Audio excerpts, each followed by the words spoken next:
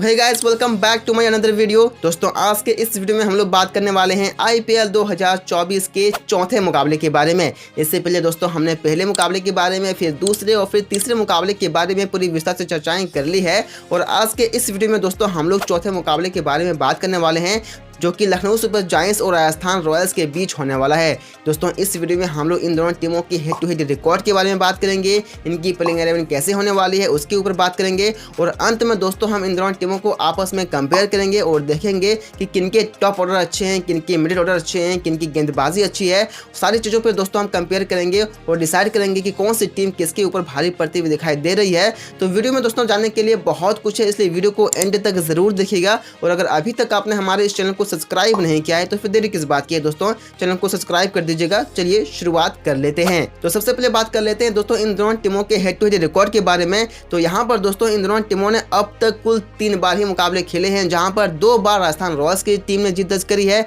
तो 1 बार लखनऊ के झोले में जीत मिली है। और यहाँ पर भी दोस्तों अगर हम हाईएस्ट स्कोर की बात करें तो लखनऊ सुपर जायंट्स का हाईएस्ट स्कोर 162 रहा है, तो वहीं राजस्थान रॉयल्स का हाईएस्ट स्कोर अभी तक 171 का रहा है। वहीं अगर दूसरी तरफ देखें दोस्तों इसके लोएस्ट स्कोर के बारे में, तो लखनऊ सुपर जायंट्स का लोएस्ट स्कोर 154 रहा है, तो वहीं दूसरी तरफ राजस्थान रॉयल्स का लोएस्ट स्कोर अब तक 144 रहा है। तो हालांकि दोस्तों हेड टू हेड रिकॉर्ड को देखने के बाद तो ज़्यादा कुछ देखने को नहीं मिलता है, क्योंकि मुकाबले ज़्यादा खेले नहीं गए हैं, मात्र 3 ही मुकाबले खेले गए हैं। तो अब बात कर लेते हैं दोस्तों इन दोनों टीमों की प्लेइंग 11 के बारे में।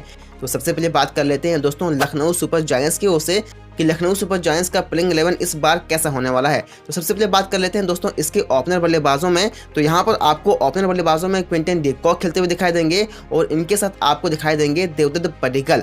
जहाँ दोस्तों यहाँ पर केएल राहुल आपको ओपन करते हुए दिखाई नहीं देंगे, क्योंकि सूत्रों के मुताबिक तो यही कहा जा रहा है कि केएल राहुल मिडिल ऑर्डर में आपको खेलते हुए दिखाई देंगे, ओपन करते हुए दिखाई नहीं देंगे। इसका मेन कारण ये है दोस्तों कि देवदत्त पडिक्कल को इस बार राजस्थान रॉयल्स से ट्रेड करके यहाँ पर लाया गया है, तो अगर आप इन्हें ओपन नहीं देते हो तो फिर मिडिल ऑर्डर में इनके बल्लेबाजी उतनी खास अच्छी रहती नहीं है। लेकिन आप इसे ओपन कराते हो और केएल राहुल अगर मिडिल ऑर्डर में खेलते हैं तो फिर वो किसी भी पोजीशन में खेल सकते हैं, वो बहुत अच्छे बैट्समैन हैं। तो मेरे ख्याल से यहाँ देवदत्त पडिक्कल ही आपको ओपन करते हुए दिखाई देने वाले हैं। वहीं अगर नंबर 3 की बात करें दोस्तों, तो नंबर 3 पर आपको केएल राहुल खेलते हुए दिखाई देंगे। नंबर 4 की बात करें तो वहां पर आपको निकोलस पुरान खेलते हुए दिखाई देंगे। नंबर 5 पर आपको मार्कस स्टोनिस दिखाई देंगे। नंबर 6 पर आयुष बदौनी, जिसे छोटा धोनी भी कहा जाता है। नंबर 7 पर आपको कृणाल पांड्या दिखाई देंगे, जो कि पिछले साल इन्होंने लीड करी थी। केएल राहुल के इंजर होने के बाद कप्तानी का जिम्मा नहीं सौंपा गया था, तो इस बार ये भी आपको खिलाड़ी दिखाई देंगे। नंबर 8 की अगर बात करें तो वहां पर आपको रवि बिश्नोई आपको खेलते हुए दिखाई देंगे। नंबर 9 पर आपको मोहसिन खान खेलते हुए दिखाई देंगे।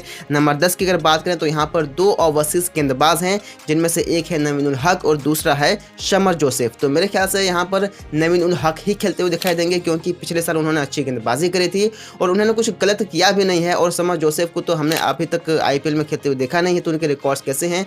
तो मेरे ख्याल से नवीन उल हक ही यहाँ आपको खेलते हुए दिखाई देने वाले हैं। अगर 11वें नंबर की बात करें तो यहाँ पर आपको यश ठाकुर या फिर शिवम मावी खेलते हुए दिखाई देंगे। तो यहाँ पर भी मुझे लगता है कि यश ठाकुर ही आपको प्लेइंग 11 में दिखाई देंगे, क्योंकि पिछले साल इनके फॉर्म अच्छे थे, इन्होंने अच्छी गेंदबाजी करी थी। तो मुझे लगता है कि इस बार भी इन्हें मौका मिलेगा। और अगर इम्पैक्ट प्लेयर की बात करें तो इम्पैक्ट प्लेयर के रूप में आपको अमित मिश्रा खेलते हुए दिखाई देने वाले हैं।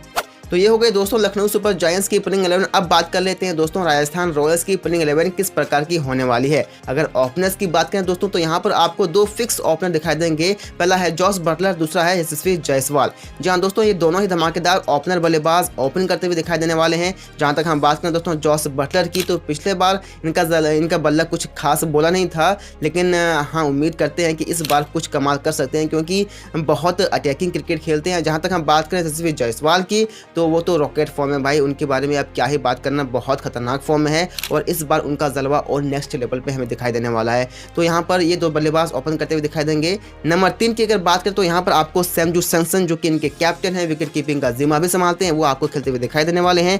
नंबर 4 पर 2 बल्लेबाज हैं जहाँ पर कंफ्यूजन क्रिएट होता है। पहला है ध्रुव जुरे, दूसरा है शुभम दुबे। जहाँ दोस्तों ये शुभम दुबे जिन्हें इस बार 5 करोड़ 80 लाख में राजस्थान रॉयल्स की टीम ने अपने खेमे में किया है। तो मेरे ख्याल से इन्हें भी मौका मिलना चाहिए। और कहीं ना कहीं अगर मैं कहूँ तो ध्रुव जुरैल ने तो कुछ गलत किया ही नहीं है। पिछले साल भी इनकी जो बल्लेबाजी रही है वो कमाल की रही है। अब तो टीम इंडिया में इनका सिलेक्शन भी हो गया है और टीम इंडिया से भी इन्होंने बहुत अच्छी क्रिकेट खेली है, तो फॉर्म में भी हैं। तो मेरे ख्याल से ध्रुव जुरैल ही आपको खेलते हुए दिखाई देंगे। हाँ, इनका फॉर्म अगर गड़बड़ा जाता है तो फिर आपको शुभम दुबे खेलते ही दिखाई दे सकते हैं। तो मेरे ख्याल से फर्स्ट चॉइस मेरा होगा कि ध्रुव जुरैल आपको खेलते हुए दिखाई देने वाले हैं। नंबर 5 की बात करें तो यहाँ पर आपको सिमरन हेटमायर खेलते हुए दिखाई देंगे। नंबर 6 पर आपको रोमन पावेल खेलते हुए दिखाई देंगे। रोमन पावेल जो कि बहुत हार्ड हिटर बल्लेबाज हैं, इस बार दिल्ली कैपिटल में पिछले साल थे, इस बार आए हैं राजस्थान रॉयल्स में। 7 करोड़ 40 लाख खर्च किए हैं राजस्थान रॉयल्स ने इनके ऊपर, तो डेफिनेटली ये प्लेइंग 11 का हिस्सा होंगे और बहुत अच्छी फिनिशिंग टच भी देते हैं। और पिछले साल इनकी कमजोरी, इस टीम की कमजोरी ये फिनिशिंग रोल ही रहा था। कोई अच्छे से फिनिशर नहीं कर पा रहे थे, कोई अच्छे फिनिशर मैच को फिनिश नहीं कर पा रहे थे, तो यही कमजोरी रही थी। तो इस बार मुझे लगता है कि ये इसकी ताकत बन चुकी है, क्योंकि हेटमायर भी आ चुके हैं, रमन पावेल भी आ चुके हैं। और नंबर 7 पर आपको दिखाई देंगे रियान पराग, जो कि इस बार डोमेस्टिक क्रिकेट में बहुत अच्छा करके आए हैं, लगातार फॉर्म में आ रहे हैं। लेकिन आईपीएल में इनके आंकड़े उतने अच्छे नहीं हैं, लेकिन उम्मीद की जा रही है कि इस बार कुछ अनोखा कर सकते हैं, क्योंकि इस बार काफ़ी अच्छे फॉर्म में दिखाई दे रहे हैं। अगर नंबर 8 की बात करें तो यहाँ पर आपको रविचंद्रन अश्विन खेलते हुए दिखाई देंगे। नंबर 9 पर आपको आवेश खान खेलते हुए दिखाई देंगे। नंबर 10 पर आपको ट्रेंट बोल्ट खेलते हुए दिखाई देंगे। और नंबर 11वें पर आपको प्रसिद्ध कृष्णा या फिर संदीप शर्मा खेलते हुए दिखाई देंगे। अगर प्रसिद्ध कृष्णा ठीक है, फिट है, तो फिर वही आपको प्लेइंग 11 का हिस्सा दिखाई देंगे। अगर इम्पैक्ट प्लेयर की बात करें तो यहाँ पर एक बार फिर से आपको युजवेंद्र चहल द चहल आपको खेलते हुए दिखाई देने वाले हैं कि बहुत अच्छी गेंदबाजी करते हैं। तो फिर दोस्तों यहाँ पर पूरी तरह से फिट है, बहुत अच्छी प्लेइंग 11 बनी हुई है दोनों टीमों की। अब बात कर लेते हैं दोस्तों इनकी कंपैरिजन की। तो सबसे पहले बात कर लेते हैं दोस्तों इनके टॉप ऑर्डर बल्लेबाजों की कंपैरिजन की। तो यहाँ पर आपको लखनऊ सुपर जायंट्स की ओर से क्विंटन डी कॉक और देवदत्त पडिक्कल खेलते हुए दिखाई देने वाले हैं। तो वहीं दूसरी तरफ राजस्थान रॉयल्स की ओर से आपको दिखाई देंगे जॉस बटलर और यशस्वी जायसवाल। तो ये दो बल्लेबाज बहुत अटैकिंग क्रिकेट खेलते हैं, नो डाउट दोस्तों। हालांकि क्विंटन डी कॉक भी अच्छी बल्लेबाजी कर लेते हैं और देवदत्त पडिक्कल भी ओपन में अच्छी बल्लेबाजी कर लेते हैं, लेकिन दोस्तों इनके मुकाबले अगर हम देखें तो जॉस बटलर और यशस्वी जायसवाल ये बहुत खतरनाक बल्लेबाज है भाई साहब।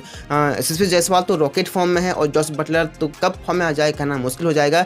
तो मेरे ख्याल से दोस्तों ये दो जोड़ी अच्छी है, तो मेरा वो जाता है दोस्तों राजस्थान रॉयल्स की ओर और राजस्थान रॉयल्स के हो जाते हैं 1 पॉइंट। अब आगे बढ़ते हैं दोस्तों मिडिल ऑर्डर की ओर। तो यहाँ पर आपको लखनऊ सुपर जायंट्स की ओर से मिडिल ऑर्डर में आपको खेलते दिखाई देंगे केएल राहुल, निकोलस पूरन। तो वहीं दूसरी तरफ राजस्थान रॉयल्स की ओर से आपको इनके कैप्टन संजू सैमसन खेलते हुए दिखाई देंगे और ध्रुव जुरैल आपको खेलते हुए दिखाई देंगे। हालांकि संजू सैमसन बहुत अच्छी बल्लेबाजी करते हैं, ध्रुव जुरैल तो फॉर्म में भी हैं, लेकिन इनके मुकाबले अगर हम देखें दोस्तों लखनऊ सुपर जायंट्स की ओर, तो वहाँ पर आपको the classic man KL Rahul gentleman खेलते हुए दिखाई देने वाले हैं। तो वहीं दूसरी तरफ निकोलस पूरन खेलते दिखाई देंगे, जो कि बहुत अच्छी क्रिकेट खेलते हैं। जब से लखनऊ का दामन थामे हैं तब से इनके फॉर्म में जो इजाफा हुआ है वो लाजवाब देखने को रहा है। तो फिर मेरे ख्याल से यहाँ पर मुझे कोई डाउट नहीं होनी चाहिए। मेरा वोट रहता है दोस्तों लखनऊ सुपर जायंट्स की ओर और लखनऊ के हो जाते हैं 1 पॉइंट। अब आगे बढ़ते हैं दोस्तों इनके लोअर ऑर्डर की ओर। तो यहाँ पर आपको लखनऊ सुपर जायंट्स की ओर से लोअर ऑर्डर में आपको खेलते दिखाई देंगे मार्कस स्टोनिस, आयुष बदोनी और कुणाल पांड्या। तो ये 3 बल्लेबाज आपको खेलते हुए दिखाई देने वाले हैं। तो वहीं दूसरी तरफ राजस्थान रॉयल्स की ओर से आपको दिखाई देंगे सिमरन हेटमायर,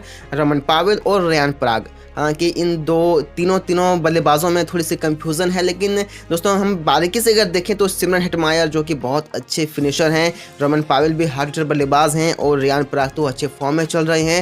हालांकि मार्कस स्टोनिस भी ठीक हैं, आयुष बदोनी अच्छी बल्लेबाजी कर लेते हैं, कुणाल पांड्या भी ठीक ठाक है, लेकिन इन तीनों के मुकाबले अगर हम देखें राजस्थान रॉयल्स की ओर तो Shimron Hetmyer, Rovman Powell, Riyan Parag कुछ ज़्यादा मजबूत दिखाई दे रहे हैं। तो मेरा वोट जाता है दोस्तों राजस्थान रॉयल्स की ओर और इसी के साथ राजस्थान रॉयल्स के हो जाते हैं कुल 2 पॉइंट। और अब आगे बढ़ते हैं दोस्तों गेंदबाजों की ओर और गेंदबाजों में हम देख लेते हैं सबसे पहले तेज गेंदबाजों को लेकर के। तो यहाँ तेज गेंदबाजों के रूप में आपको खेलते दिखाई देंगे लखनऊ सुपर जायंट्स की ओर से मोहसिन खान, नवीनुल हक, यश ठाकुर और मार्कस स्टोनिस। जी हाँ दोस्तों, ये 4 गेंदबाज आपको लखनऊ की ओर से दिखाई देंगे। तो वहीं दूसरी तरफ राजस्थान रॉयल्स की ओर से आपको दिखाई देंगे आवेश खान, ट्रेंट बोल्ट, प्रसिद्ध कृष्णा और रमन पावेल। जी हाँ दोस्तों, हालांकि लखनऊ सुपर जायंट्स के मोहसिन खान ठीक अच्छी गेंदबाजी कर लेते हैं, नवीनुल हक तो ठीक है, यश ठाकुर भी ठीक ठाक है, मार्कस स्टोनिस भी एवरेज गेंदबाजी कर लेते हैं, बीच मिडिल ऑर्डर में आपको एक विकेट चटका के दे देते हैं। लेकिन इनके मुकाबले अगर हम देखें दोस्तों राजस्थान रॉयल्स की ओर, तो यहाँ पर आपको आवेश खान खेलते हुए दिखाई देंगे जो कि ठीक डिसेंट गेंदबाजी कर लेते हैं और ट्रेंट बोल्ट क्या है कहना भाई, बहुत अच्छे गेंदबाज हैं, T20 फॉर्मेट का तो ये बादशाह कह सकते हैं आप।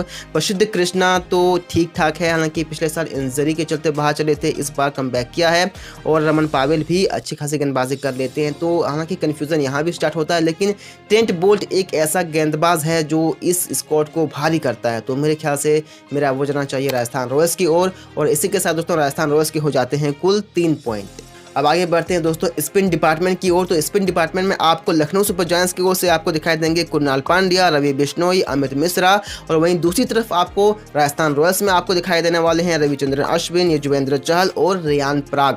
तो कहीं ना कहीं स्पिन डिपार्टमेंट में लखनऊ सुपर जायंट्स की जो स्क्वाड है वो ज़्यादा मजबूत नजर आ रही है, क्योंकि कुणाल पांड्या तो आपको पावर प्ले में ही विकेट चटका के दे देता है। इसके बाद रवि बिश्नोई तो भाई साहब कमाल की गेंदबाजी कर रहे हैं, लगातार 2-3 सालों में अच्छे फॉर्म में दिखाई दे रहे हैं। और अमित मिश्रा खास करके लखनऊ की पिच पर एक अलग ही लेवल की गेंदबाजी करते हैं। तो फिर यहाँ नो डाउट दोस्तों मेरा वोट जाता है लखनऊ सुपर जायंट्स की ओर, और लखनऊ सुपर जायंट्स के हो जाते हैं कुल 2 पॉइंट। तो दोस्तों ये रहा मेरा ओपिनियन, जहां पर हमने देखा कि राजस्थान रॉयल्स की टीम इस बार भारी पड़ती हुई दिखाई दे रही है। लेकिन आपके हिसाब से क्या लगता है दोस्तों, कौन सी टीम अच्छी है और किसकी टीम इस पर भारी पड़ सकती है? हमें कमेंट बॉक्स में दोस्तों आप जरूर बताइएगा। और इस तरह की और भी इन्फॉर्मेटिव वीडियोस को पाने के लिए दोस्तों हमारे चैनल को सब्सक्राइब कर लीजिएगा। वीडियो को एंड तक देखने के लिए दोस्तों थैंक यू सो मच। जय हिंद, जय भारत।